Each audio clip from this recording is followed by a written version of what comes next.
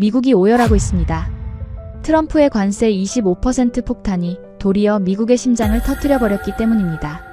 작년 현대차 사태를 잊지 않았던 한국은 이번엔 달랐습니다.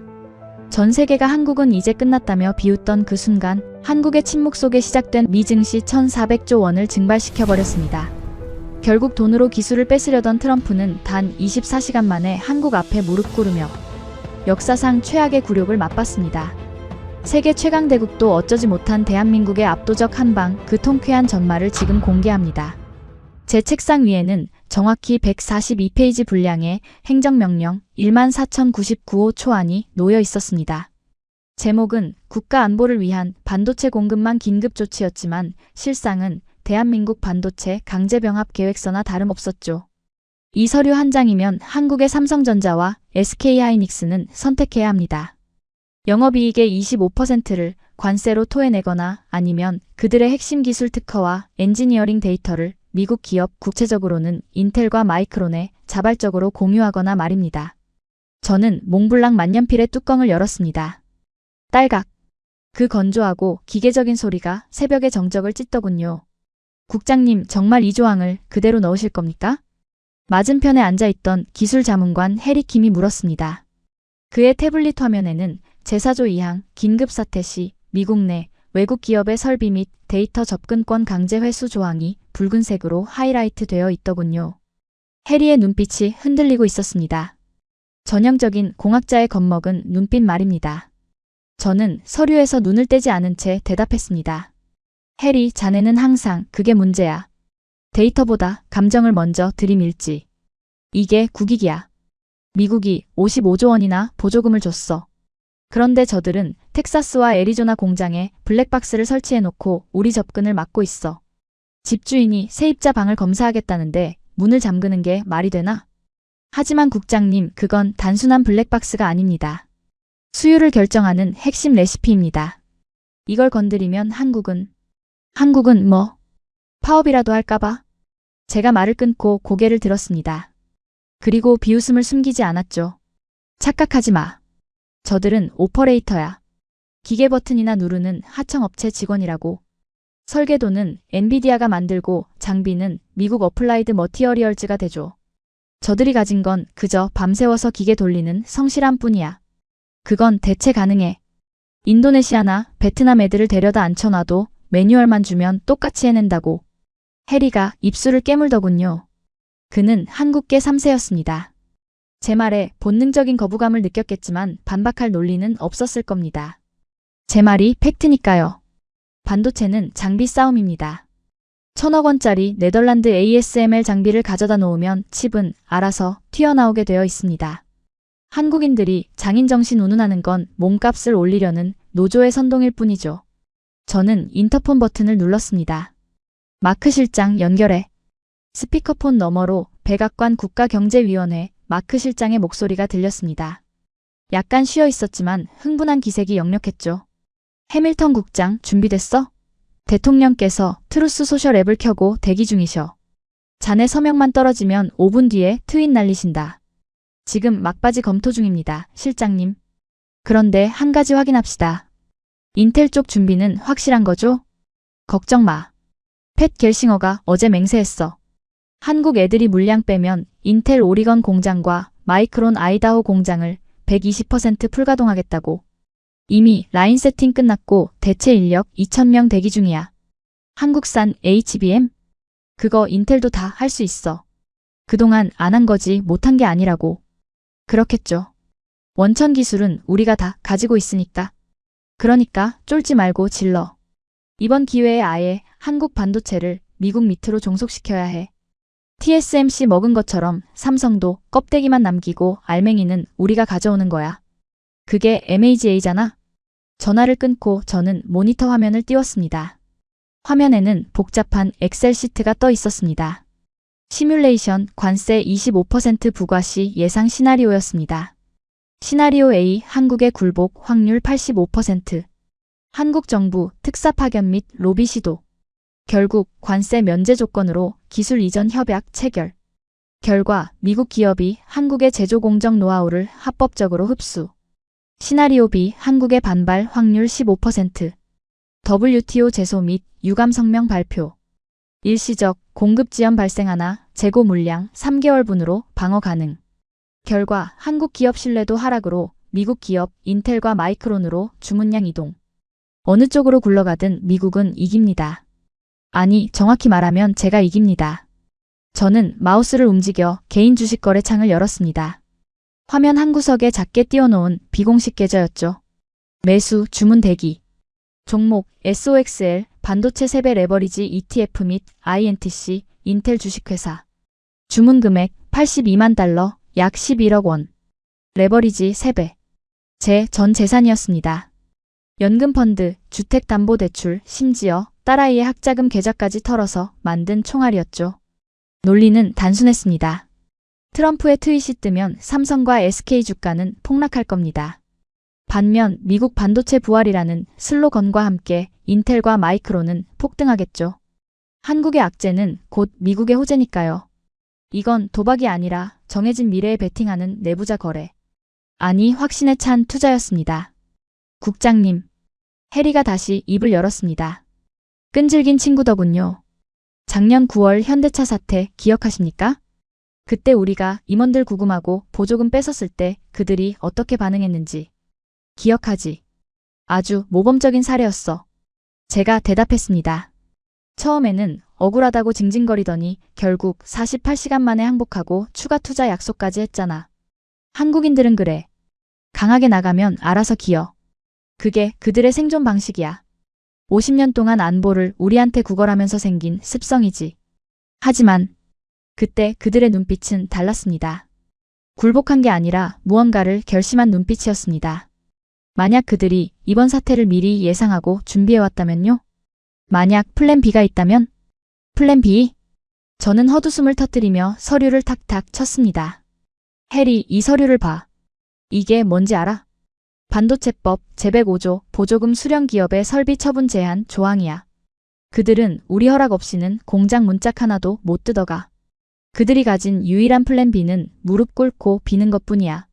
삼성이 미국 시장을 포기한다고? 매출의 40%가 여기서 나오는데 주주들이 이재용 회장을 가만둘 것 같아? 저는 펜을 쥐었습니다. 차가운 금속성이 손끝에 전해지더군요. 이 서명 하나면 한국의 지난 30년 노력은 미국의 자산이 됩니다. 그들이 밤새워 닦은 수율, 그들이 쪼그려 앉아 먹던 컵라면의 시간들, 그 모든 눈물겨운 신화가 내 펜 끝에서 미국의 소유로 등기 이전되는 겁니다. 이건 강탈이 아닙니다. 효율화입니다. 가장 자본이 많고 가장 힘이 센 나라가 기술을 관리하는 것. 그게 글로벌 스탠다드니까요. 잘 보게, 해리. 저는 펜촉을 종이 위에 올렸습니다. 잉크가 번지기 직전에 그 찰나 저는 전율을 느꼈습니다. 자네가 걱정하는 그 한국의 반격이라는 거. 계산해봤어? 그들이 우리에게 타격을 주려면 최소한 3개월 동안 공장을 셧다운해야 해. 그러면 그들도 망해. 같이 죽자고 덤비는 바보가 어디 있나? 비즈니스 세계에 자폭 테러는 없어. 오직 이익 계산만 있을 뿐이지. 쓱쓱. 제 서명이 문서 하단에 승인자 데이비드 해밀턴 란에 새겨졌습니다. 검은 잉크가 종이에 스며드는 모습이 마치 한국 기업들의 목을 조르는 밧줄처럼 선명하더군요. 저는 서류를 덮고 해리에게 밀어주었습니다. 백악관으로 보내. 그리고 마크 실장한테 전해. 사냥 준비 끝났다고. 해리는 서류를 집어들었지만 표정은 여전히 어두웠습니다. 국장님 혹시 그들이 기계가 아니라 사람을 뺀다면요? 장비는 두고 엔지니어만 철수시킨다면? 그때도 인텔이 막을 수 있습니까? 사람? 저는 의자를 뒤로 젖히며 웃었습니다. 정말이지 이 친구는 끝까지 아마추어더군요. 해리, 미국에는 MIT, 스탠퍼드, 칼텍 출신의 천재들이 넘쳐나. 한국 엔지니어? 기껏해야 지방대 출신들이 3교대로 돌아가는 소모품일 뿐이야. 천재 한 명이 오퍼레이터 100명을 대체하는 게 이 바닥의 룰이야. 인텔 박사들이 매뉴얼만 보면 1시간이면 파악해. 걱정 붙들어 매. 저는 엔터키를 눌렀습니다. 딸각. 매수 체결 완료. SOXL 15,000주. 모니터 화면에 주문 완료 팝업이 떴습니다. 이제 시작입니다. 트럼프의 트윗이 올라오면 한국 반도체는 곡소리를 낼 것이고 제 계좌는 기하급수적으로 불어날 겁니다. 완벽한 계획이었습니다. 변수 따위는 존재할 수 없는 압도적인 힘의 우위였죠. 저는 식은 커피를 한 모금 마셨습니다.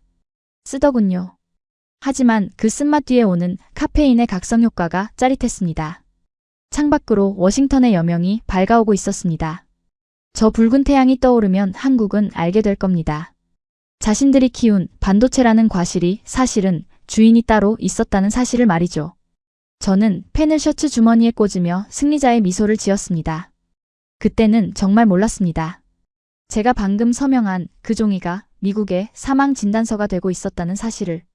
상황실의 거대한 멀티비전이 뿜어내는 빛은 마치 승리의 여신이 내려주는 서광처럼 눈부셨습니다. 국장님 보십시오. 이게 미국의 힘입니다. 시장이 트럼프 대통령의 결단에 강력한 매수로 화답하고 있습니다. 백악관 국가경제위원회 마크 실장이 제 어깨를 감싸쥐며 흥분된 목소리로 외쳤습니다. 그의 손가락이 가리키는 중앙화면에는 나스닥 종합지수 그래프가 수직으로 치솟고 있었는데 그 각도가 가히 예술적이었습니다. 인텔은 개장 30분 만에 플러스 12.4%, 마이크론은 플러스 11.8%를 기록하며 반도체 주권 회복이라는 슬로건이 단순한 정치적 수사가 아님을 증명하고 있었죠. 반면 화면 우측 하단의 대한민국 주요 지표 패널은 처참하게 붉은색으로 물들고 있었습니다. 삼성전자와 SK하이닉스의 주가는 하한가로 곤두박질 쳤고 한국 원화 가치는 1,600원대까지 폭락하며 국가 신용도마저 흔들리고 있었습니다. 이것은 단순한 주가 등락이 아니었습니다. 지난 30년간 한국이 쥐고 있던 메모리 패권이 단 4시간 만에 태평양을 건너 미국으로 강제 이송되는 역사적인 순간이었습니다. 저는 넥타이를 느슨하게 풀며 모니터에 뜬 뉴스 헤드라인들을 천천히 훑어내렸습니다. WSJ, 바이, 삼성, 미 행정부 반도체 공급망의 완전한 미국화 선언. CNBC, 인텔 CEO, 한국의 빈자리 24시간 내 대체 가능. 텍사스 공장, 풀가동 준비 끝. 리얼 클리어 폴리틱스, 트럼프 지지율 54% 돌파. 강한 미국 전략 먹혔다. 완벽했습니다. 우리는 한국이 가진 기술을 뺏는 도둑이 아니었습니다. 우리는 그저 오랫동안 방치되었던 미국의 자산을 환수하는 정의로운 집행관이었습니다. 책상 위에는 최고급 샴페인, 크리스탈이 따져 있었고 상황실 직원들은 서로 하이파이브를 하며 USA를 연호하고 있었습니다. 하지만 그 환호성 속에서 유독 거슬리는 침묵이 하나 있었습니다. 저는 샴페인 잔을 내려놓고 메인 스크린을 위성 실시간 감시 텍사스 테일러 삼성 파운드리 캠퍼스 채널로 전환했습니다. 통상적으로 이런 징벌적 행정명령이 발동되면 현장은 아수라장이 되어야 정상입니다. 멀리 갈 것도 없이 작년 9월 우리가 안보 위협을 명분으로 현대차, 조지아 공장을 봉쇄했을 때를 기억하십니까? 그때 한국인들은 성조기를 불태우고 트럭으로 정문을 막아선 채 미국은 배신자다 라고 울부짖었습니다. CNN 헬기가 그 혼란상을 생중계했고 우리는 그들의 야만적이고 감정적인 대응을 비웃으며 여론전에서 손쉽게 승리할 수 있었죠. 그런데 이번엔 달랐습니다. 너무나도 기이할 정도로 말입니다. 국장님, 현장 상황이 좀 이상합니다. 옆에 서 있던 기술자문관 해리 킴이 모니터를 가리켰습니다. 그의 표정은 승리에 도취된 다른 직원들과 달리 묘하게 굳어 있었습니다. 화면 속 텍사스 공장의 풍경은 마치 내셔널 지오그래픽의 다큐멘터리처럼 정적이고 질서정연했습니다. 공장 정문이 활짝 열려 있었고 그 앞으로 수십 대의 전세버스가 일렬로 대기하고 있었습니다. 그리고 그 버스를 향해 흰색 방진복을 벗고 사복으로 갈아입은 수백 명의 한국인 엔지니어들이 걸어 나오고 있었습니다. 고성도 없었고 몸싸움도 없었습니다. 심지어 서로 대화조차 하지 않는 듯 했습니다. 그들은 마치 미리 입력된 코드를 수행하는 로봇처럼 일정한 간격을 유지하며 버스에 탑승하고 있었습니다. 해리, 저게 뭐로 보이나? 제가 물었습니다. 철수. 하는 것 같습니다. 전원 철수요. 알아? 내 말은 왜 저렇게 조용하냐는 거야. 억울하지도 않나?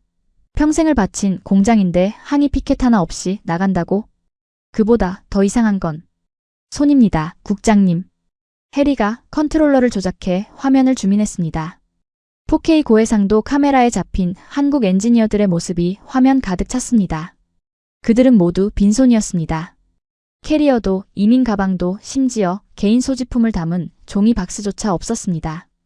엔지니어에게 노트북과 외장하드는 군인의 총과 같습니다. 그 안에 담긴 수율 데이터, 장비 세팅값, 개인 연구 로그는 그들의 영혼이나 다름없죠. 그런데 그들은 스마트폰 하나만 달랑 든 채 마치 점심 먹으러 나가는 사람처럼 가볍게 공장을 빠져나가고 있었습니다. 보안 검색대 통과하려면 짐이 없는 게 빠르니까 그렇겠지. 저는 애써 그들의 행동을 합리화했습니다. 우리가 데이터 반출 금지 명령을 내렸잖아. FBI가 무서워서 쫄아서 몸만 도망치는 거야. 아주 바람직해. 저들이 두고 간 노트북과 서버? 이제 다 우리 거야. 인텔 박사들이 가서 비밀번호만 풀면 한국이 30년간 쌓은 노하우를 공짜로 얻는 셈이라고. 하지만 국장님, 4년을 산 사람들입니다. 가족 사진이나 개인 물품도 있을 텐데 정말 아무것도 안 챙긴다는 게 말이 됩니까? 마치 다시는 돌아오지 않을 사람처럼, 아니 이곳에 미련 자체가 없는 사람처럼 보입니다. 해리의 지적에 저는 잠시 말문이 막혔습니다. 화면 속의 한 남자가 버스에 오르기 직전 잠시 멈춰 서서 거대한 공장을 올려다보는 장면이 포착되었습니다. 저는 그가 욕설이라도 내뱉거나 눈물을 흘릴 것이라 예상했습니다. 하지만 그는 그저 무표정한 얼굴로 마치 고장난 장난감을 바라보듯 건조한 시선을 던지더니 미련 없이 버스 안으로 사라졌습니다. 그 눈빛, 분노도 슬픔도 아닌 그 지독한 무관심. 오전 11시 30분 그 불길함을 확인사살이라도 하듯 팩스 한 장이 도착했습니다. 삼성전자와 SK하이닉스 미국 법인 명의로 발송된 공식 성명서였습니다. 수신 미 상무부 산업안보국. 내용 미 행정부의 행정명령 14,099호에 따라 당사는 금일 12시부로 미국 내 모든 생산시설의 운영을 중단하며 파견 인력 4,500명 전원을 즉각 귀국 조치함을 통보합니다. 귀국의 건승을 빕니다. 단 3줄. 재고해달라는 요청도 부당하다는 비난도 소송하겠다는 위협도 없었습니다. 그저 알겠다, 나간다는 쿨한 통보. 이것은 항복 문서라기엔 너무나 건조했고 선전포고라기엔 너무나 조용했습니다. 하, 이것 봐. 완전히 꼬리를 내렸어. 마크 실장이 성명서를 흔들며 환호했습니다. 녀석들도 아는 거야. 미국 시장 잃으면 자기들만 죽는다는 걸. 일단 순순히 나가는 척하면서 뒤로는 로비스트 보내서 빌겠지. 이게 바로 힘의 논리야, 데이비드. 우리가 이겼어. 상황실은 다시 축제 분위기로 달아올랐습니다. 인텔의 엔지니어들이 한국인들이 떠난 자리에 진입했다는 보고가 들어왔고 주요 방송사들은 미국 제조업의 위대한 승리라며 트럼프를 찬양하기 바빴습니다. 저 역시 그 분위기에 휩쓸려 건배 제의를 했습니다. 신사숙녀 여러분, 오늘 우리는 반도체라는 21세기의 석유를 되찾았습니다. 이제 삼성의 로고가 붙은 공장에 성조기가 걸릴 것입니다. 모두가 박수를 쳤고 샴페인 잔이 부딪히는 청명한 소리가 상황실을 가득 채웠습니다. 저는 잔을 비우며 창밖의 워싱턴 기념탑을 바라보았습니다. 세상의 모든 것이 제 발 아래 있는 듯한 완벽한 정복감이 전신을 휘감았습니다. 하지만 화장실에 잠시 들러 거울을 보며 넥타이를 고쳐매던 순간이었습니다. 차가운 물에 손을 씻으며 거울 속에 제 눈을 바라보는데 아까 보았던 그 한국인 엔지니어의 무표정이 뇌리에 박혀 떠나지 않았습니다. 빈손으로 나갔다. 그들은 정말 겁을 먹어서 도망친 걸까요? 아니면 가져갈 필요가 없어서 두고 간 걸까요? 문득 텅 빈 공장에 덩그러니 남겨진 수천 대의 최첨단 장비들이 황금을 낳는 거위가 아니라 주인을 잃고 버려진 고철 덩어리처럼 느껴지기 시작했습니다. 공장이라는 하드웨어는 그대로인데 그 안을 흐르던 혈액 같은 사람만 증발해버린 그 기괴한 풍경. 해리의 말이 귓가에서 이명처럼 윙윙거렸습니다. 마치 미련 자체가 없는 사람처럼 보입니다. 하지만 오만에 취해 있던 그때의 저는 그 지독한 고요함이 패배자의 백기가 아니라 오만한 제국을 향해 조준된 소음기 달린 저격총이었다는 사실을 짐작조차 하지 못했습니다.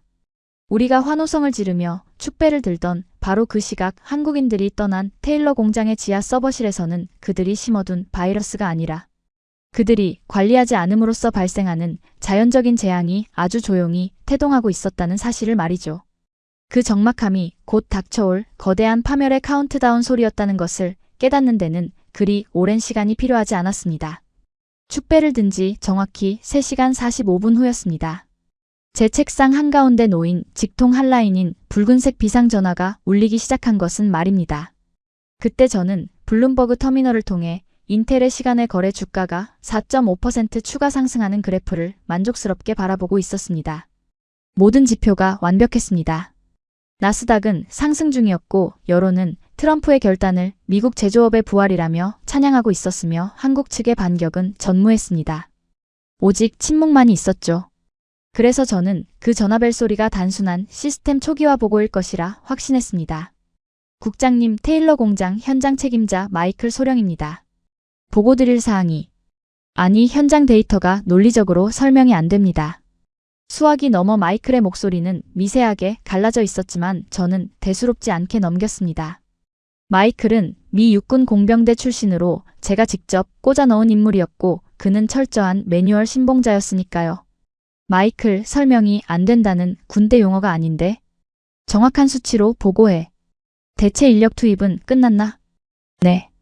인텔 오리건 팹과 마이크론 아이다호 공장에서 차출된 수석 엔지니어 200명 그리고 본토에서 급파된 장비 오퍼레이터 800명이 13시 정각에 배치를 완료했습니다. 매뉴얼에 따라 13시 30분부로 라인 재가동 명령을 내렸습니다. 그런데 취직 하는 전자음과 함께 제 앞에 100인치 메인 모니터가 현장 상황실의 원격 감시 제어 시스템 화면으로 전환되었습니다. 화면 속 상황은 겉보기에 지극히 평온해 보였습니다. 거대한 클린룸 안에서 방진복을 입은 미국 엔지니어들이 분주하게 움직이고 있었고 천장에 매달려 웨이퍼를 나르는 OHT들도 윙윙거리는 소리를 내며 레일을 달리고 있었으니까요. 그런데 방금 첫 번째 로트 25장의 검사 결과가 나왔습니다. 수치가 이상합니다. 수치? 초기 수율 말인가? 기계가 식었다가 돌면 처음엔 좀 낮게 나올 수 있어. 예열 시간이 필요하니까. 80%? 75%? 아닙니다, 국장님. 마이클이 침을 꿀꺽 삼키는 소리가 스피커를 타고 들렸습니다. 수율이 0%입니다. 순간 저는 제가 잘못 들었다고 생각했습니다. 귀를 의심하며 되물었죠. 0. 뭐라고? 마이크 감도가 안 좋아. 다시 말해봐. 0%입니다, 국장님. 투입된 웨이퍼 25장 전량이 폐기 판정을 받았습니다. 단순 불량이 아닙니다. 아예 회로 패턴이 새겨지지 않았거나 웨이퍼가 열충격으로 쪼개져서 나왔습니다. 지금 오류 코드를 전송합니다. 띠링, 띠링, 띠링. 경쾌한 알림음이 아니라 불길한 경고음과 함께 제 모니터 중앙에 긴급 리포트 공정 오류 로그가 붉은색 팝업 창으로 연달아 떴습니다. 저는 안경을 고쳐 쓰고 화면을 들여다보았습니다. 치명적 오류 코드 EUV704 설명 초점 심도 이탈 현재값 플러스 마이너스 15.0나노미터 목표값 플러스 마이너스 1.5나노미터 경고 코드 DP301 설명 화학용액 흐름 불안정 감광액 도포 불균형 치명적 경보 오버레이 정확도 12.4나노미터 실패 기가 막히더군요. 이건 고장이 아니라 아예 반도체 장비 세팅을 할 줄 모르는 초보자가 아무 버튼이나 눌렀을 때나 나오는 수치였습니다. 특히 오버레이 정밀도가 12.4나노미터라니 이건 3나노 공정이 아니라 20년 전 90나노 공정에서나 볼 법한 벽돌 쌓기 수준의 오차였습니다. 이봐 마이클. 지금 장난해? 인텔에서 보낸 애들이 박사급이라며? 세계 최고의 엔지니어들이 ASML 장비 매뉴얼 하나 제대로 못 읽고 들어갔어? 초점이 안 맞으면 렌즈 캘리브레이션을 다시 하라고 해. 그건 기계가 알아서 잡아주는 거잖아. 저는 책상을 치며 소리쳤습니다. 제 완벽한 시나리오에 흠집을 내는 이 상황을 용납할 수 없었기 때문입니다. 하지만 마이클의 대답은 저를 더 깊은 혼란 속으로 밀어넣었습니다. 그게 문제입니다, 국장님. 매뉴얼대로 했습니다. ASML 표준 매뉴얼 420페이지에 적힌 대로 챔버 온도 23.5도, 습도 45%, 노광시간 0.04초. 토시 하나 안 틀리고 정확하게 입력했습니다. 시스템상으로는 모든 게 정상입니다. 그런데 결과물은 쓰레기가 되어 나옵니다. 센서 고장이네. 저는 단정지었습니다. 한국 놈들이 나가면서 센서 케이블을 건드렸거나 장비 소프트웨어에 락을 걸어놓은 거야. 비겁한 자식들. 당장 하드웨어 리부팅해. 그리고 센서 전수조사해서 교체해. 국장님 저. 현장에 있는 인텔 수석 엔지니어 닥터 스미스가 국장님과 직접 통화하고 싶어 합니다. 지금 상황이 하드웨어 문제가 아니라고 주장합니다. 화면에 덥수룩한 수염을 기른 닥터 스미스의 얼굴이 나타났습니다. 그는 방진 마스크를 턱 밑으로 내리고 있었는데 얼굴이 땀으로 범벅이 된 상태였습니다. 그는 인텔 오리건 공장에서 20년을 근무하며 공정의 마법사로 불리던 베테랑 중에 베테랑이었습니다. 그런 그의 눈동자가 심하게 흔들리고 있었습니다. 국장님, 이건 센서 문제가 아닙니다. 스미스가 인사도 생략하고 다짜고짜 말을 잘랐습니다. 제가 방금 직접 장비 안으로 기어 들어가서 뜯어봤습니다. 하드웨어는 완벽합니다. 소스 코드도 건드린 흔적이 없습니다. 그런데 레시피가 안 맞습니다. 레시피? 매뉴얼대로 입력했다면서? 매뉴얼은 표준값일 뿐입니다. 스미스가 답답하다는 듯 가슴을 쳤습니다. 이 장비들, 특히 3나노 이하 EUV 장비들은 생물과 같습니다. 오늘 텍사스의 기압, 외부 공기의 미세먼지 농도, 심지어 공장 밖을 지나가는 트럭의 미세한 진동에 따라서 세팅값을 0.001%씩 틀어줘야 합니다. 그걸 오프셋이라고 하죠. 그런데 시스템에 저장된 오프셋 로그가 텅 비어 있습니다. 비어 있다고? 한국 놈들이 지우고 갔군. 아닙니다. 삭제된 게 아닙니다. 스미스가 고개를 저었습니다. 애초에 서버에 저장하지 않고 머릿속에만 담아두고 있었던 겁니다.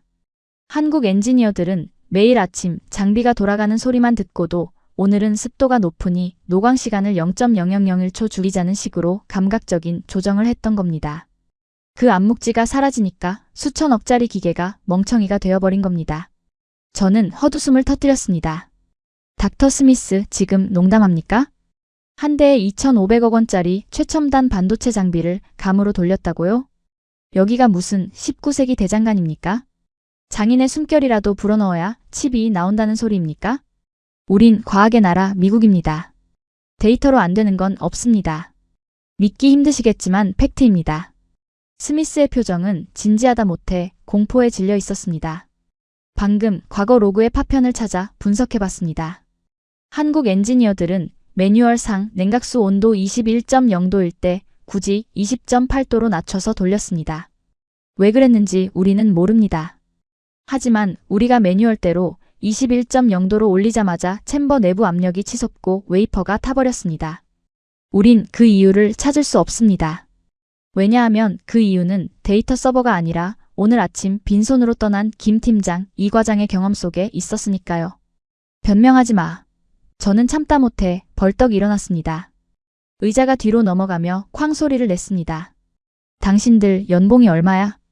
인텔이 왜 망해가나 했더니 이유가 있었구만. 데이터 핑계 대지 말고 해결해. 지금 당장 모든 변수 대입해서 시뮬레이션 돌려. 경우의 수가 몇 개나 된다고 그걸 못 찾아? AI 돌려. 변수가 4천만 개입니다.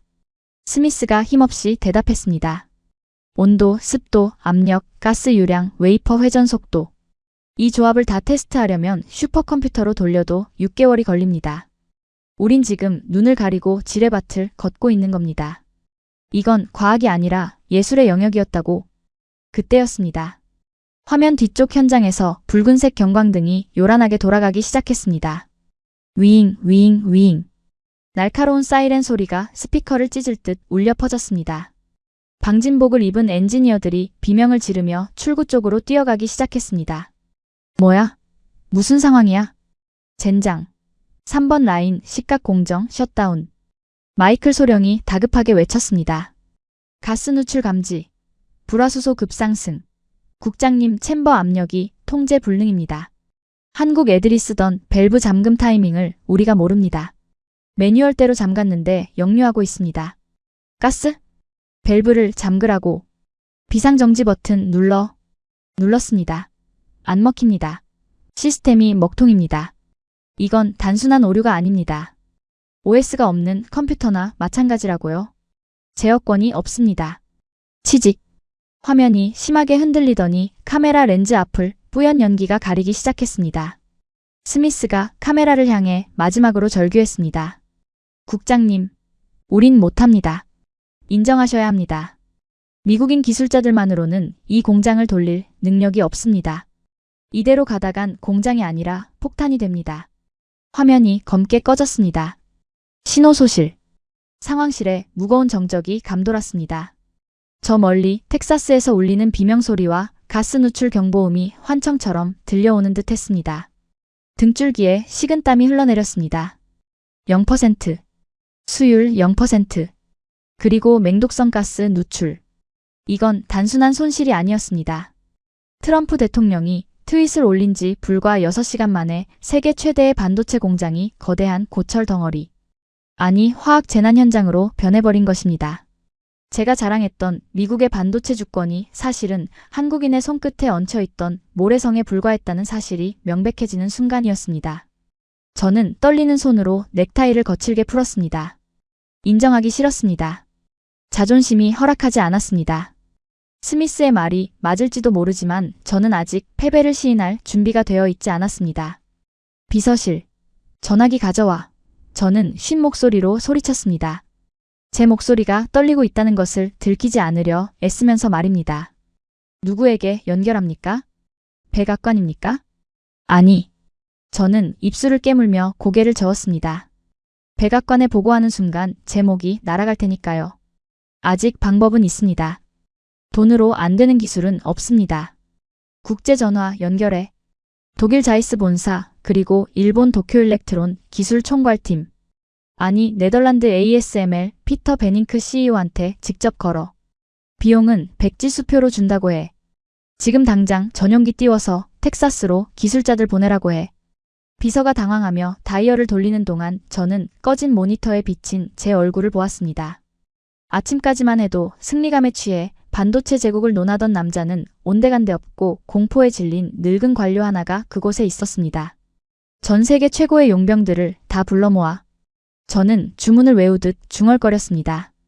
독일의 광학기술, 일본의 소재기술, 네덜란드의 장비기술. 다 합치면 한국 애들 빈자리 정도는 채울 수 있겠지. 그래야만 해. 그깟 손맛 따위 돈으로 못 살 리가 없어. 우린 미국이니까. 하지만 저는 그때까지도 모르고 있었습니다. 제가 지금 부르려는 그 세계 최고의 전문가들조차 한국의 HBM 공정을 보고 이건 외계인이 만든 것 같다며 혀를 내둘렀다는 사실을.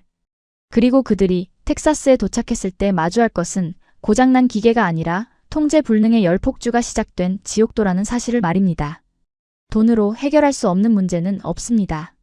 만약 해결되지 않았다면 그건 입금한 금액이 부족했기 때문입니다. 제가 텍사스 현장에 백지수표 권한을 부여한 지 정확히 4시간 만에 그 자본주의의 절대 진리는 다시 한번 증명되었습니다. 오후 9시 정각. 제 눈앞의 모니터들은 다시 한번 거대한 초록색으로 빛나기 시작했습니다. 국장님 보십시오. 이게 바로 글로벌 스탠다드의 위험입니다. 기술 자문관 해리 킴조차 믿을 수 없다는 듯 모니터에 얼굴을 가까이 댔습니다. 독일 자이스의 광학팀이 렌즈 축을 재설정했고 일본 도쿄일렉트론 팀이 가스 배관을 전면 교체했습니다. 그리고 ASML 본사에서 원격으로 EUV 노광 장비의 OS를 초기화했습니다. 모든 수치가 정상 범위로 돌아왔습니다. 화면 속 텍사스 공장의 풍경은 불과 몇 시간 전의 아수라장과는 딴판이었습니다.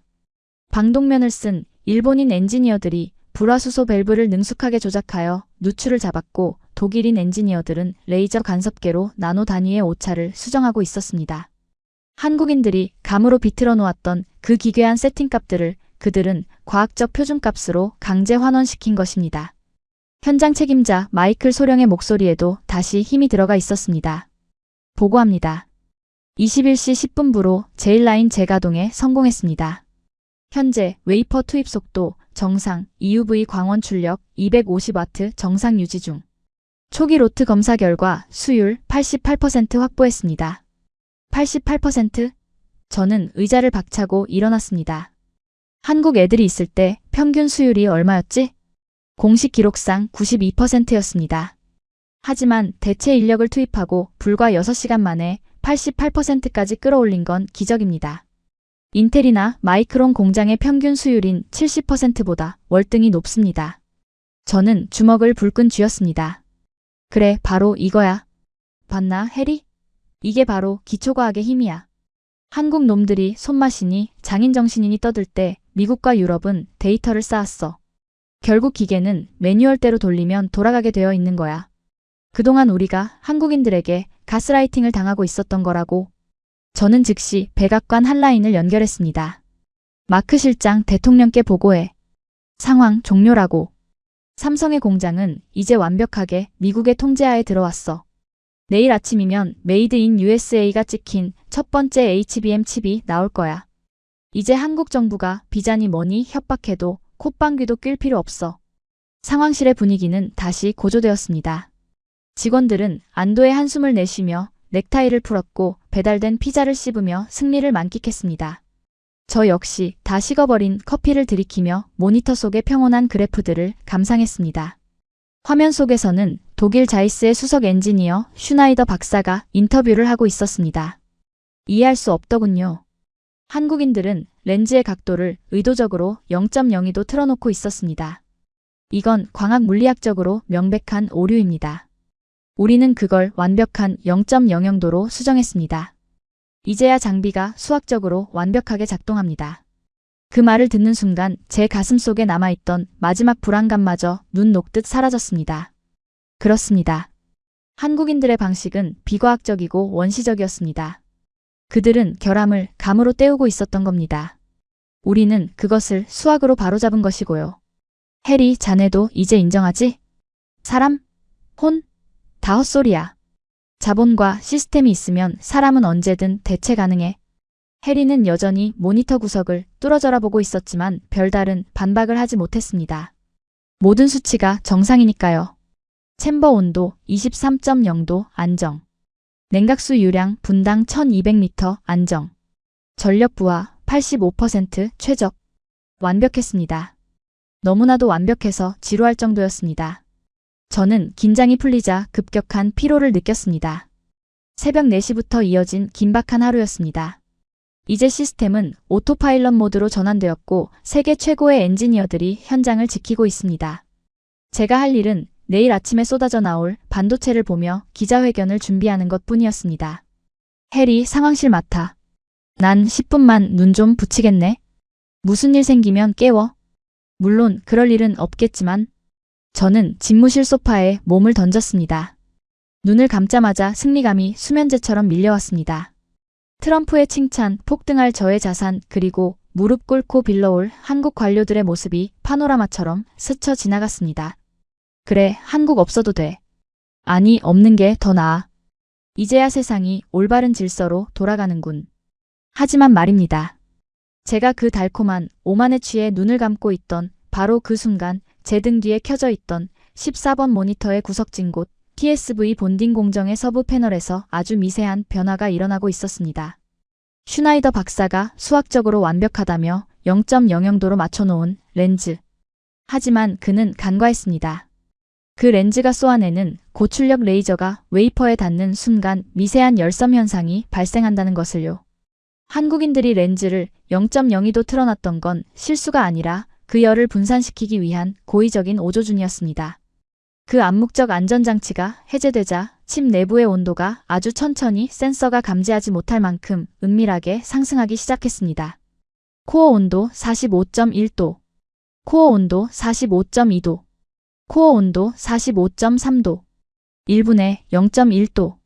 누구도 눈치챌 수 없는 속도였습니다.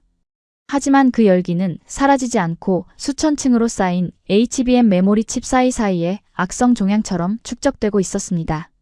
마치 한국인들이 남겨두고 간 저주처럼 말입니다. 해리킴이 무심코 모니터를 넘기다가 미간을 찌푸리며 중얼거렸습니다. 전압 수치가 왜 튀지? 0.05V 상승? 뭐 오차 범위 내니까. 그는 대수롭지 않게 여기며 다시 커피를 마셨습니다. 그게 마지막 기회였습니다. 그 작은 전압 상승이 내부에서 칩이 녹아붙으며 보내는 비명이라는 것을 알아챘어야 했습니다. 저는 깊은 잠에 빠져들려 하고 있었습니다. 너무나 고요하고 평화로운 밤이었습니다. 바로 그 순간이었습니다. 삐. 단말마처럼 짧고 날카로운 기계음. 소파에 누운 제 귀에 아주 작지만 명확한 첫 번째 경고음이 들려왔습니다. 삐, 삐. 그 소리는 1초 뒤 2번으로 늘어났고 제가 눈을 번쩍 떴을 때는 이미 상황실의 공기가 차갑게 얼어붙은 뒤였습니다. 그것은 단순한 알람이 아니었습니다. 과학과 자본으로 쌓아 올린 바벨탑이 바닥에서부터 무너져 내리기 시작했다는 신호였습니다. 삐, 삐, 삐, 삐. 단말마 같았던 첫 번째 경고음이 비명 같은 사이렌 소리로 바뀌는 데는 정확히 3초가 걸리지 않았습니다. 잠결에 눈을 뜬 제 시야에 들어온 것은 초록색으로 평온했던 상황실이 아니라 피를 토하듯 붉은색으로 전멸하는 200개의 모니터들이었습니다. 뭐야? 소리 꺼. 오작동이야? 저는 소파에서 굴러떨어지듯 일어나 소리쳤습니다. 하지만 아무도 제 말에 대답하지 않았습니다. 아니, 제 목소리가 들릴 수 없는 상황이었습니다. 상황실은 이미 통제 불능의 아수라장이었으니까요. 텍사스 응답해. 3번 챔버, 압력 400% 초과. 폭발 임계점 돌파. 안 됩니다. 냉각수 펌프가 반응하지 않습니다. 밸브가 녹아붙었습니다. 전원 차단해. 메인 브레이커 내려. 차단 불가. 시스템 락 걸렸습니다. 제어권이 없습니다. 해리킴이 헤드셋을 집어 던지며 메인 콘솔로 뛰어들었습니다. 그의 얼굴은 사색이 되어 있었고 손은 미친 듯이 키보드를 두드리고 있었습니다. 국장님, 열폭주입니다. 단순 과열이 아닙니다. 슈나이더 박사가 맞춘 0.00도 세팅 때문에 EUV 광원의 열기가 밖으로 빠져나가지 못하고 내부에서 순환하며 증폭되고 있습니다. 1초에 50도씩 오르고 있습니다. 뭐? 50도? 닥터 슈나이더 연결해. 당장 멈추라고 해. 치직. 메인 스크린이 심하게 일그러지며 현장 화면이 떴습니다. 하지만 그곳은 더 이상 제가 알던 클린룸이 아니었습니다. 쿠웅. 화면 너머에서 묵직한 진동음이 터져나왔습니다. 방진복을 입은 독일 엔지니어들이 비명을 지르며 바닥을 기고 있었습니다. 그들이 자랑하던 완벽한 정렬에 EUV 장비 하단부에서 시퍼런 불길이 솟구치고 있었기 때문입니다. 그것은 일반적인 화재가 아니었습니다. 장비 내부의 수소 가스 파이프가 고열을 견디지 못하고 터지며 발생한 고압 수소 폭발이었습니다. 슈나이더, 어떻게 된 거야? 수학적으로 완벽하다며. 제가 마이크에 대고 악을 썼습니다. 화면 구석에 처박힌 슈나이더 박사가 헬멧이 벗겨진 채 멍한 표정으로 불타는 장비를 올려다보고 있었습니다. 그의 얼굴은 검댕으로 뒤덮여 있었고 독일어와 영어가 뒤섞인 헛소리를 중얼거리고 있었습니다. 불가능해. 이건 물리적으로 불가능해. 오차율 제로였어. 그런데 왜 열이 안 빠지는 거야? 한국인들은 도대체 무슨 짓을 했던 거야? 쾅! 그 순간 두 번째 폭발이 일어났습니다. 이번엔 3번 식각 공정 라인이었습니다. 일본 TL팀이 교체했던 신형 가스 배관이 내부 압력을 견디지 못하고 터져나간 것입니다. 쉬익! 고막을 찢는 듯한 소음과 함께 투명했던 클린룸 내부에 누런색 연기가 차오르기 시작했습니다. 맹독성 가스인 불산과 염소 가스였습니다. 가스 누출, 전원 대피, 방독면 착용. 현장 책임자 마이클 소령의 다급한 목소리가 들렸습니다. 국장님, 할론 가스 살포하겠습니다. 이대로 두면 공장 전체가 날아갑니다. 안 돼. 할론 가스 뿌리면 장비 다 망가져. 한 대에 5천억이야. 그냥 물 뿌려. 미치셨습니까? 불산에 물을 뿌리면 폭발합니다. 통신 끊습니다. 전원 탈출. 투두둑 툭. 화면 속 카메라가 하나둘씩 꺼지기 시작했습니다. 고열로 인해 CCTV 케이블이 녹아내린 것입니다. 마지막으로 잡힌 화면은 세계 최고의 엔지니어라 불리던 독일과 일본의 석학들이 장비를 버리고 비상구로 짓밟으며 도망치는 지옥도였습니다. 그들이 버리고 간 20조 원짜리 공장은 이제 거대한 화학 반응로가 되어 스스로를 태우고 있었습니다. 하지만 진짜 재앙은 텍사스 공장 안에서만 일어난 것이 아니었습니다. 국장님, 월스트리트에서 긴급 호출입니다. 펜타곤 한라인 연결 요청. 위성통신이 끊겼답니다. 백악관 안보실장님이십니다. 지금 당장 받으랍니다. 상황실 전화기 수십 대가 동시에 울리기 시작했습니다. 텍사스 공장에서 생산된 것으로 착각하고 시스템에 연결했던 불량 칩들이 문제였습니다.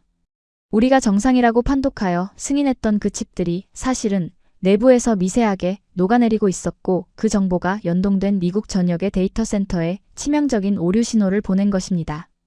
저는 떨리는 손으로 뉴스 채널을 켰습니다. 화면에 뜬 붉은색 속보 자막이 제 심장을 난도질했습니다. 속보, 버지니아 아마존 데이터 센터 화재. 미 동부 인터넷망 마비. 긴급 뉴욕 증권거래소 개장 전 시스템 셧다운. 거래 데이터 증발 우려. 재난 문자 911 신고 접수 시스템 먹통. 통신사 원인 불명. 앵커의 목소리가 떨리고 있었습니다. 현재 원인을 알 수 없는 서버 과열 현상이 동시다발적으로 발생하고 있습니다. 전문가들은 이를 디지털 팬데믹이라고 부르고 있습니다. 금융, 통신, 심지어 항공 관제 시스템까지 모든 것이 멈추고 있습니다. 해리, 이게 무슨 일이야? 공장은 텍사스에 있는데 왜 뉴욕이 멈춰? 제가 넋이 나간 채 물었습니다. 해리가 머리를 감싸 쥐며 절규했습니다. 패치입니다. 4시간 전에 인텔과 ASML이 텍사스 공장 세팅값을 기준으로 기존 데이터 센터들의 운영체제를 원격 업데이트했습니다. 최적화라고 했지만 사실은 전국의 서버 쿨링 시스템을 한국식 가변 제어에서 독일식 고정 제어로 바꿔버린 겁니다. 그래서 미국 전역의 서버들이 한국인이 맞춰놓은 쿨링 타이밍을 잃어버렸습니다. 지금 전국의 AI 서버들이 동시에 열폭주를 일으키고 있다고요. 이건 우리가 우리 손으로 바이러스를 심은 꼴입니다. 쿵. 상황실 전등이 꺼졌습니다. 비상 발전기가 돌아가는 웅웅거리는 소리만 남았습니다.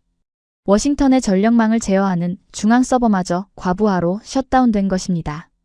어둠 속에서 비상유도등의 초록색 불빛만이 유령처럼 흔들렸습니다. 그 희미한 빛 아래서 직원들이 비명을 지르며 출구로 달려나가는 소리. 넘어진 의자에 걸려 넘어지는 소리. 누군가 시니시어를 외치며 기도하는 소리가 뒤섞였습니다. 저는 움직일 수 없었습니다. 제 눈앞의 메인 모니터는 비상전력으로 간신히 켜져 있었습니다. 그 화면에는 텍사스 공장의 위성사진이 떠 있었습니다. 아까까지만 해도 웅장하게 빛나던 거대한 반도체 캠퍼스. 하지만 지금은 시커먼 연기 기둥 3개가 하늘로 치솟고 있었고 열화상 카메라 모드는 공장 전체가 시뻘건 용암처럼 끓어오르고 있음을 보여주고 있었습니다.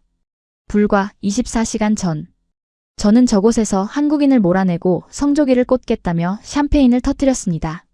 한국 엔지니어들이 짐도 없이 빈손으로 떠날 때 겁쟁이들이라고 비웃었습니다. 그들이 떠나며 남긴 마지막 침묵이 이 기계는 우리가 없으면 폭탄이다 라는 경고였음을. 왜 그때는 몰랐을까요? 국장님. 끝났습니다. 해리의 목소리는 이제 체념에 가까웠습니다. 방금 마이클 소령의 마지막 무전이 들어왔습니다. 인라인 전소. 복구 불가능. 유독가스가 인근 주거지로 확산 중이랍니다. 제 전화기가 다시 울렸습니다.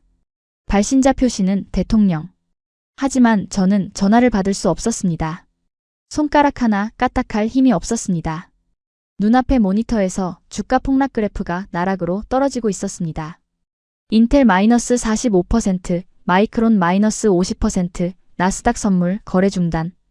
그리고 화면 구석에 작게 뜬 한국의 삼성전자 주가는 기이하게도 변동 없음. 그들은 이미 알고 있었던 겁니다. 우리가 건드리면 안 되는 신의 영역을 건드렸다는 것을. 타닥 타닥. 제 발밑으로 불똥이 튀는 소리가 들렸습니다. 과부하 걸린 상황실 서버에서도 연기가 피어오르고 있었습니다. 매캐한 플라스틱 타는 냄새가 코를 찔렀습니다. 저는 멍하니 그 불꽃을 바라보았습니다. 이건 현실이 아닙니다. 세계 최강대국 미국이 고작 엔지니어 몇천 명이 빠져나갔다고 하루아침에 석기시대로 돌아간다니. 그 똑똑한 독일 박사들이 나사 하나를 못 조여서 공장을 태워 먹다니. 아니야. 저는 입꼬리를 억지로 올리며 웃으려 했습니다. 하지만 입술이 파르르 떨려 웃음이 나오지 않았습니다. 이건 꿈이야. 그래, 너무 피곤해서 악몽을 꾸는 거야. 눈을 뜨면 다시 초록색 불이 들어와 있을 거야. 쾅! 창밖에서 무언가 폭발하는 굉음이 들려왔지만 저는 눈을 감아버렸습니다. 깨어나고 싶지 않았습니다.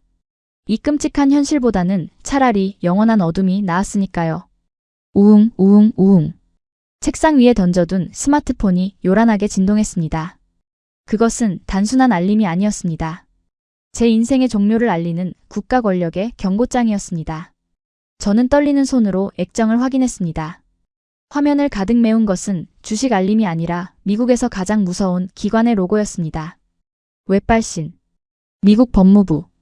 긴급 체포영장 발부 통지. 수신 데이비드 해밀턴 산업안보국장. 혐의 방첩법 위반 및 국가중요시설 파괴 방조. 발령 미 연방수사국. 내용 귀하에 대한 긴급 체포영장이 발부되었습니다. 현재 귀하의 자택과 자산은 전면 압류 조치되었으며 출국이 금지되었습니다. 즉시 투항하십시오. CNN 긴급뉴스 알림 검찰 해밀턴 국장에게 국가반역죄 적용 검토. 텍사스 참사 주범으로 지목. 반역죄. 숨이 턱 막히며 눈앞이 하얘졌습니다. 차라리 돈을 잃는 게 나았습니다. 매국노라는 낙인은 죽어서도 지워지지 않습니다. 저는 불과 4시간 전까지만 해도 미국의 영웅이었습니다. 그런데 지금은 텍사스 공장을 날려버리고 미국 경제를 마비시킨 테러리스트 취급을 받고 있습니다. 똑똑. 국장님. 아니, 해밀턴 씨. 문이 열리고 비서가 들어왔습니다. 그녀는 평소처럼 결제판이나 커피를 들고 온 것이 아니었습니다. 투명한 비닐봉지 하나를 책상 위에 던지듯 놓고 뒷걸음질 쳤습니다. 보안팀 통보입니다. 개인 소지품 챙겨서 당장 나가시랍니다. 그리고 연방수사국 요원들이 로비에 진입했답니다. 그녀의 눈빛. 그것은 상사를 보는 존경심이 아니었습니다. 마치 오물을 보는 듯한 경멸이었습니다. 어떻게 그러실 수가 있어요? 제 동생이 텍사스 공장 근처에 살아요. 지금 유독가스 때문에 대피소에 있다고요? 당신이 다 망쳤어. 그녀는 문을 쾅 닫고 나가버렸습니다. 덩그러니 남겨진 집무실. 벽에 걸린 화려한 훈장들과 트럼프 대통령과 웃으며 찍은 사진들이 지금은 저를 비웃는 것만 같아 소름이 끼쳤습니다. 따르릉. 내선 전화가 울렸습니다. 발신자 표시 제한. 하지만 저는 직감했습니다. 이 상황에서 폐쇄된 이 직통회선을 쓸 수 있는 사람은 지구상에 단 한 명뿐입니다. 바다. 그 굵고 거친 목소리. 도널드 트럼프였습니다. 대통령님. 저. 해밀턴입니다. 살려주십시오. 이건 오해입니다. 저는 대통령님의 명령대로. 닥쳐, 데이비드. 전화기 너머의 목소리는 텍사스의 불길보다 더 뜨거웠지만 그 내용은 얼음장보다 차가웠습니다. 네가 그랬지? 한국 놈들 필요 없다고. 기술은 뺐으면 그만이라고. 그래서 내가 서명했어. 그런데 결과가 뭐야? 공장은 터졌고 뉴욕 증시는 멈췄고 내 지지율은 오늘 아침에만 20%가 빠졌어. 대통령님, 하지만 저는 분명히 독일과 일본 최고의 전문가들을 불렀습니다. 그들이 실패한 걸 왜 제 탓으로 돌리십니까? 전문가? 그 슈나이더라는 작자가 지금 방송에 나와서 뭐라는 줄 알아? 미국 정부의 무식한 관료가 과학을 무시하고 강제 가동을 명령했다고 증언하고 있어. 데이비드, 넌 이제 내 참모가 아니야. 넌 그냥 무능하고 부패한 공무원일 뿐이라고. 대통령님, 제발 꼬리 자르기입니까? 제가 모든 걸 안고 가란 말입니까? 미국을 위대하게? 웃기지 마. 넌 미국을 위험하게 만들었어. 감옥에서 썩을 준비나 해. 변호사는 꿈도 꾸지 마. 그 어떤 로펌도 매국노를 변호하려 하진 않을 테니까. 뚝. 전화가 끊겼습니다. 저는 수화기를 쥔 채 그대로 바닥으로 미끄러져 내렸습니다. 완벽한 고립. 철저한 버림. 저는 이제 세상에 혼자입니다. 수조 원의 피해 배상, 수만 명의 실직, 그리고 유독가스를 마신 시민들의 원망.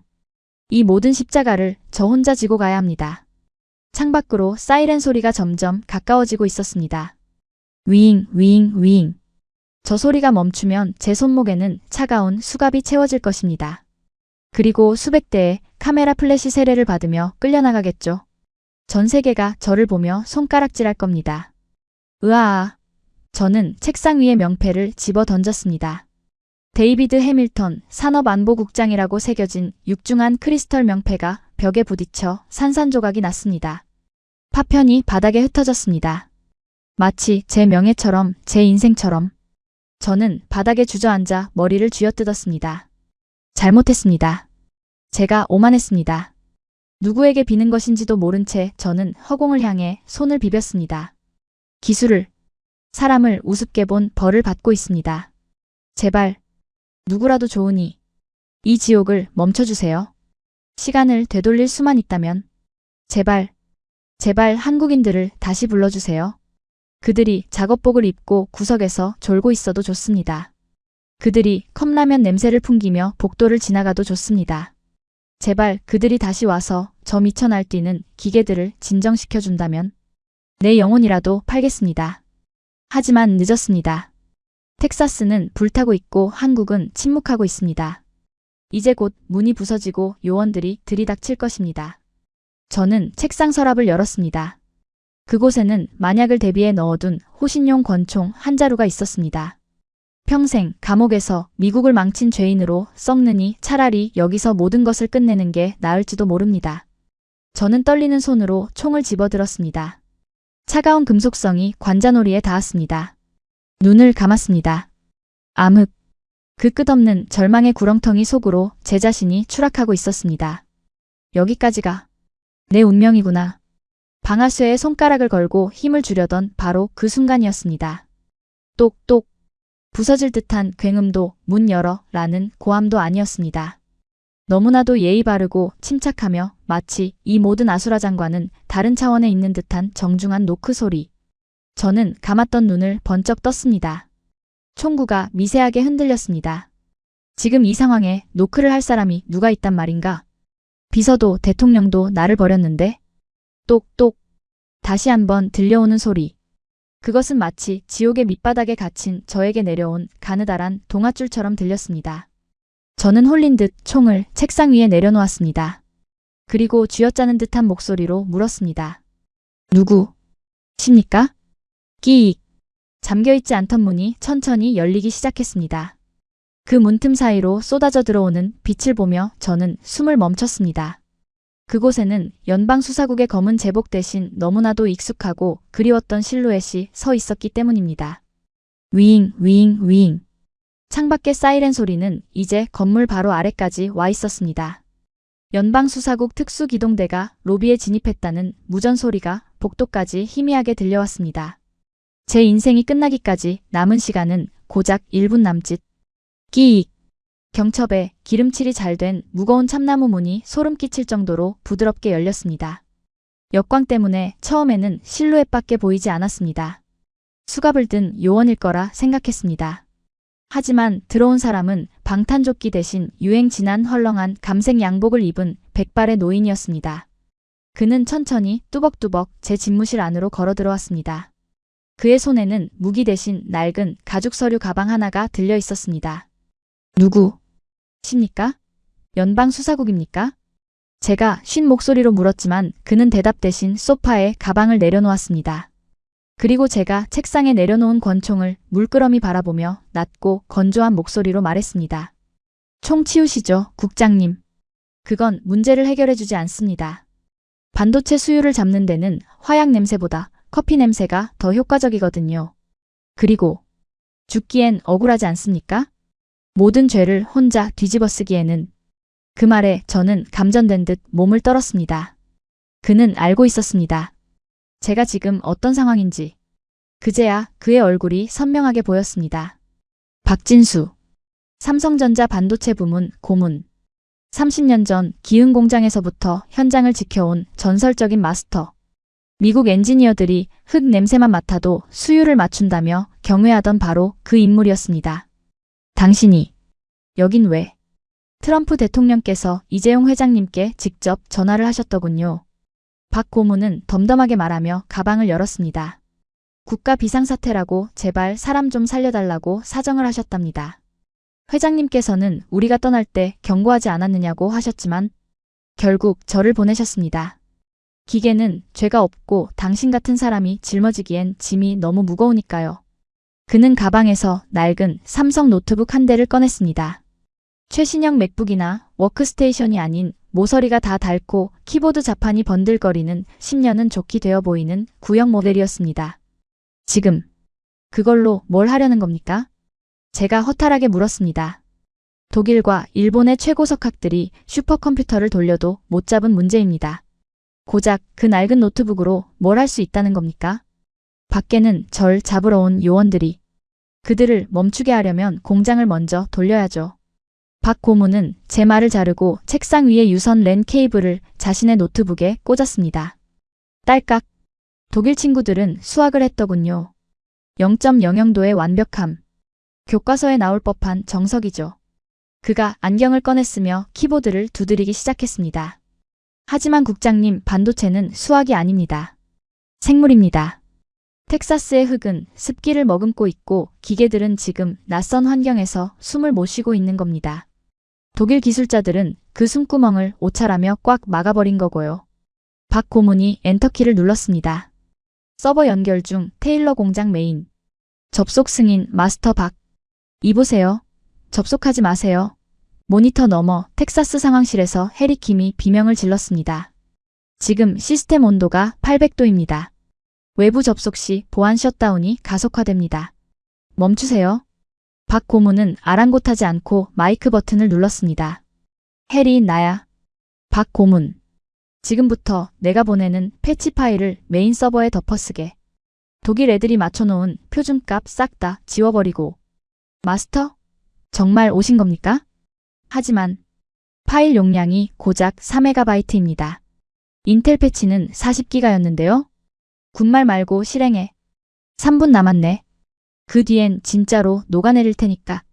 업로드 중 한국식 패치 BAT 용량 4.12MB. 실행 중. 그 순간 기적이 일어났습니다. 우웅. 마치 성난 짐승처럼 굉음을 내며 진동하던 텍사스 공장의 기계음이 거짓말처럼 잦아들기 시작했습니다. 시뻘건색으로 칠해져 있던 상황실의 온도 그래프가 마치 썰물 빠지듯 내려가기 시작했습니다. 코어 온도 850도에서 600도 다시 320도로 하강 중. 챔버 압력 위험 단계에서 높음 그리고 안정 단계로 진입. 이게 무슨. 화면 속에서 슈나이더 박사가 비명을 질렀습니다. 온도가 떨어집니다. 물리적으로 불가능해요. 대체 수치를 얼마나 입력한 겁니까? 박 고문이 모니터를 보며 덤덤하게 대답했습니다.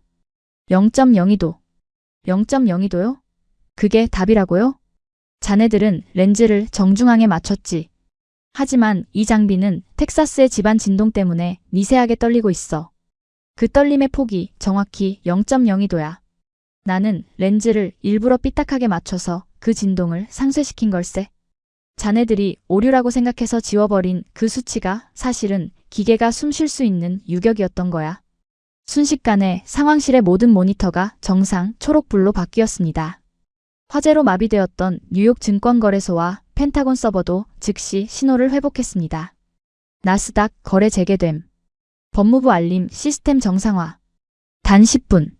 제가 반역자로 몰려 죽음을 생각하게 만들었던 그 대재앙을 한국인 노인이 믹스커피 마실 시간 만에 끝내버린 것입니다. 창밖에 사이렌 소리가 멈췄습니다. 로비에 진입했던 요원들도 상황 종료, 대기하라는 명령을 받고 멈춰 섰을 것입니다. 다 끝난 겁니까? 이제 연방수사국이 안 들어옵니까? 제가 떨리는 목소리로 물었습니다. 급한 불은 껐습니다. 하지만 명심하십시오. 그가 제 눈을 똑바로 쳐다보며 말했습니다. 이 공장은 삼성의 것입니다. 기계가 아니라 그 안에 담긴 혼이 주인이니까요. 그는 품에서 꼬깃꼬깃한 종이 한 장을 꺼내 책상 위에 올려놓았습니다. 회장님께서 전해주라고 하신 청구서입니다. 저는 떨리는 손으로 종이를 집어들었습니다. 돈 액수가 아니었습니다. 저를 감옥에서 꺼내줄 하지만 제 자존심을 난도질할 조건들이었습니다. 합의서. 첫째, 미 행정부는 한국 반도체 기술의 독자적 주권을 영구히 인정한다. 둘째, 모든 한국 엔지니어에 대한 외교관 면책 특권급 비자를 즉시 발급한다. 셋째, 해밀턴 국장에 대한 모든 사법적 기소를 즉각 취하하고 대통령이 공식 사과한다. 이 조건이 아니면 저는 다시 나갑니다. 그리고 제가 나가는 순간 4MB 패치 파일도 삭제될 것이고 국장님은 1분 뒤 체포되실 겁니다. 협박이 아니었습니다. 구원의 동아줄을 내려준 자의 통보였습니다. 저는 힘이 풀린 다리로 털썩 주저앉았습니다. 살았습니다. 하지만 동시에 저는 자본주의 제국 미국의 국장으로서 철저하게 패배했습니다. 서명하겠습니다. 감사합니다. 살려주셔서 감사합니다. 저는 울먹이며 만년필을 꺼냈습니다. 패배를 인정하는 항복 문서이자 제 목숨을 구하는 생명 연장 계약서 위에 서명했습니다. 쓱쓱. 서명이 끝나자 박 고문은 처음으로 희미한 미소를 지었습니다. 커피나 한 잔 주시죠. 믹스커피로. 미국 커피는 너무 밍밍해서 말입니다. 그의 그 한마디에 저는 참았던 눈물을 터뜨리고 말았습니다. 연방수사국도 대통령도 해결하지 못한 지옥을 고작 믹스커피를 마시는 이 작은 거인이 구원했다는 사실에 압도되어서 말입니다. 워싱턴의 1월은 잔인할 정도로 춥습니다. 하지만 오늘 국립미술관의 거대한 돔 아래 대리석 홀을 채운 공기는 숨이 막힐 듯 뜨겁고 무거웠습니다. 오늘 이곳에서는 이건희 컬렉션 특별전 세기를 넘은 유산의 개막식이 열리고 있습니다. 표면적으로는 한미 수교를 기념하고 양국의 문화적 우호를 다지는 행사라고 포장되어 있습니다. 방송국의 카메라들이 연신 플래시를 터뜨리며 화려한 샴페인 타워를 비추고 있었죠. 하지만 저와 이곳에 도열한 미 행정부의 핵심 관료들은 알고 있습니다. 이것은 미술 전시회가 아닙니다. 이것은 패전국인 미국이 승전국인 한국에게 바치는 항복 조인식이라는 것을 말입니다. 저는 샴페인 잔 대신 미지근한 생수병을 든 채 연회장 가장 구석진 기둥 뒤에 서 있었습니다. 화려한 샹들리에 조명 아래 도저히 믿을 수 없는 광경이 펼쳐지고 있었기 때문입니다. 연단 중앙에는 트럼프 대통령과 상무장관 그리고 3일 전 저를 반역자라며 손가락질했던 펜타곤의 장성들이 서 있었습니다. 평소라면 마이크를 잡고 미국 우선주의를 외치며 거만하게 턱을 치켜들었을 그들입니다. 그러나 오늘 그들은 두 손을 공손하게 모은 채 마치 선생님의 훈화를 기다리는 학생들처럼 누군가를 기다리고 있었습니다. 오셨습니다. 누군가의 속삭임과 함께 장내를 가득 채우던 소음이 거짓말처럼 뚝 끊겼습니다. 붉은 레드카펫 위로 삼성전자 이재용 회장이 들어섰습니다. 그리고 그의 바로 뒤 한 걸음 물러난 자리에는 3일 전 낡은 노트북 하나로 텍사스의 지옥불을 껐던 그 사람. 박진수 고문이 헐렁한 양복 차림 그대로 덤덤하게 따르고 있었습니다. 미국 관료들이 홍해 갈라지듯 길을 터주었습니다. 그들의 눈빛에는 단순한 호기심이 아닌 깊은 경외심과 본능적인 두려움이 교차하고 있었습니다. 불과 4일 전만 해도 한국은 하청업체일 뿐이다. 기술은 뺐으면 그만이다. 라며 비웃던 자들이었습니다. 하지만 이제 그들은 뼈저리게 알고 있습니다. 저들이 쥐고 있는 기술이 없으면 미국의 최첨단 미사일도 월스트리트의 인공지능 알고리즘도 우리의 아이폰도 그저 값비싼 고철 덩어리에 불과하다는 잔혹한 진실을 말입니다. 트럼프 대통령이 먼저 다가가 악수를 청했습니다. 회장님 먼 길 와주셔서 감사합니다. 텍사스 공장 복구 문제는 우리가 전적으로 책임지겠습니다. 의회가 예산을 승인했습니다. 필요한 모든 지원을 아끼지 않겠습니다.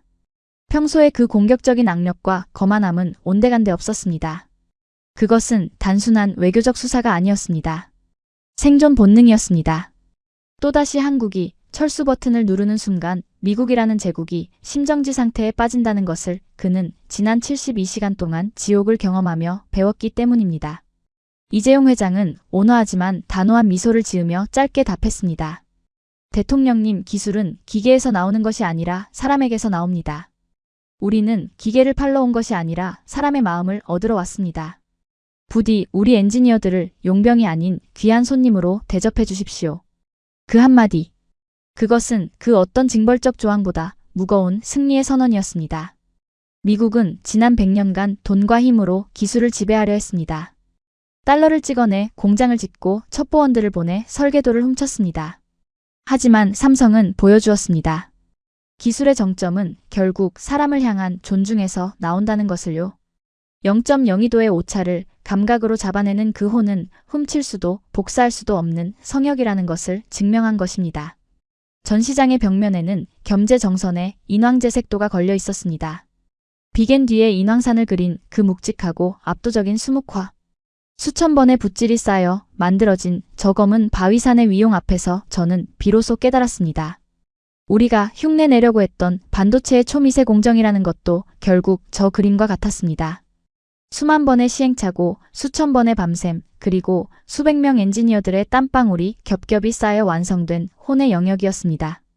매뉴얼과 데이터만 믿고 덤볐던 우리는 붙잡는 법도 모르는 어린아이가 거장의 그림을 흉내내다 먹물만 엎지르고 도망친 꼴이었습니다. 그들은 부품이 아니라 이 거대한 산업의 심장이었는데 말입니다. 국장님. 아니, 해밀턴 씨. 누군가 제 옆에 섰습니다.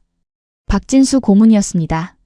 그는 연회장의 샴페인 대신 주머니에서 인스턴트 믹스커피 스틱 하나를 꺼내 흔들어 보였습니다. 이거 하나 타먹을 뜨거운 물이 없더군요. 미국은 다 좋은데 정수기가 너무 멀리 있어요. 그의 농담에 저는 쓴웃음을 지었습니다. 저는 양복 안주머니에서 만년필을 꺼냈습니다. 4일 전 새벽 제가 한국 반도체를 미국에 종속시킨다는 그 오만한 관세 명령서에 서명했던 몽블랑 만년필이었습니다. 저는 그 펜을 박 고문에게 건넸습니다. 가지십시오. 저에게는 이제 서명할 자격이 없는 물건입니다. 박 고문은 펜을 받아들고 잠시 바라보더니 정중하게 제 양복 주머니에 다시 꽂아주었습니다. 가지고 계십시오. 그리고 기억하십시오. 펜은 사람을 해치는 데 쓰는 게 아니라 약속을 지키는 데 쓰는 겁니다. 다음에 우리가 다시 만날 때는 부디 좋은 약속을 위해 쓰이길 바랍니다. 그는 가볍게 목례를 하고 이재용 회장의 뒤를 따라 사라졌습니다. 그 뒷모습은 거대했습니다. 월스트리트의 빌딩보다 펜타곤의 요새보다 더 단단하고 높아 보였습니다. 저는 주머니 속의 만년필을 꽉 쥐었습니다. 차가운 금속성이 손끝에 전해졌지만 이상하게도 마음은 평온했습니다. 제 집무실 책상은 비워졌지만 다행히 감옥에 가지는 않았습니다. 박 고문이 내민 합의서가 제 목숨을 구했으니까요. 하지만 제 마음속의 죄책감까지 사라진 것은 아닙니다. 저는 평생을 참회하며 살 것입니다. 연회장 중앙에서 박수 소리가 터져나왔습니다. 한미 양국의 국기가 나란히 걸려 있었지만 오늘따라 태극기가 성조기보다 조금 더 높게 그리고 더 선명하게 펄럭이는 것처럼 보였습니다. 그것은 착시가 아니었습니다. 새로운 질서가 시작된 것입니다. 탁! 저는 수첩을 덮었습니다. 이것으로 제 회고록을 마칩니다. 부디 이 글을 읽는 당신은 우리와 같은 실수를 반복하지 않기를, 기술은 돈으로 사는 것이 아니라 경외해야 하는 것임을 잊지 않기를 바랍니다.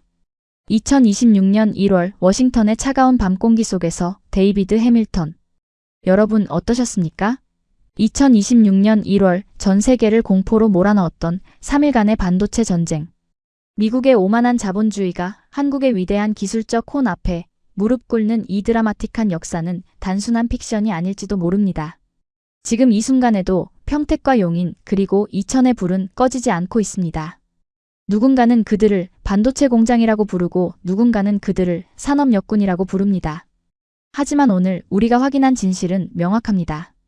그들의 손끝에서 나오는 0.02도의 차이가 그들이 믹스커피 한 잔에 녹여낸 그 치열한 고민들이 대한민국을 지키는 가장 강력한 핵무기이자 방패라는 사실입니다. 트럼프도 그 어떤 강대국도 훔쳐갈 수 없는 우리만의 힘. 그것은 바로 사람 그리고 그 사람들이 만들어가는 대한민국의 압도적 실력입니다. 오늘 이야기가 통쾌하셨다면 구독과 좋아요 부탁드립니다. 저는 더 자랑스러운 대한민국의 승리 소식으로 다시 찾아오겠습니다.